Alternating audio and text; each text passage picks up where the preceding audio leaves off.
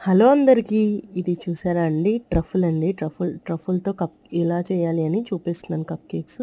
ఇక్కడ మీరు చూస్తున్న ట్రఫుల్ రేషియో వచ్చేసి 200 గ్రామ్స్ డార్క్ కాంపౌండ్ వేసుకొని నేను అందులోకి 100 ఎంఎల్ కానీ 100 గ్రామ్స్ కానీ విప్పింగ్ క్రీమ్ కానీ అమూల్ ఫ్రెష్ క్రీమ్ కానీ వేయొచ్చు.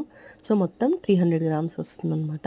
అందులోనే కొద్దిగా తీసుకొని ఒక 20-30 గ్రామ్స్ అంటే ఒక 50 గ్రామ్స్ తీసుకొని ఫస్ట్ ఇలా సెంటర్లో హోల్డ్ చేసుకొని మనం ఈ మెల్ట్ చేసిన గనాష్ని ఫిల్ చేసుకోవాలి. లిక్విడ్ ఫామ్లో ఉంటే గనాషు అదే టైట్గా ఉందనుకోండి అది ట్రఫుల్ అనమాట.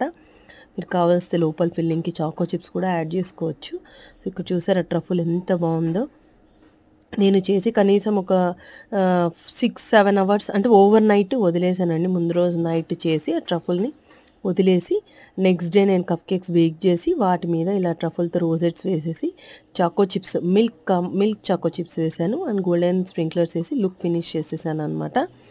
సో ఇదే ట్రఫుల్ రేషియో వచ్చేసి 2:1 అండి. ఇది బాగా గుర్తుపెట్టుకోండి. ఓవర్ నైట్ పెడితే చాలా బాగుంటుంది అనమాట.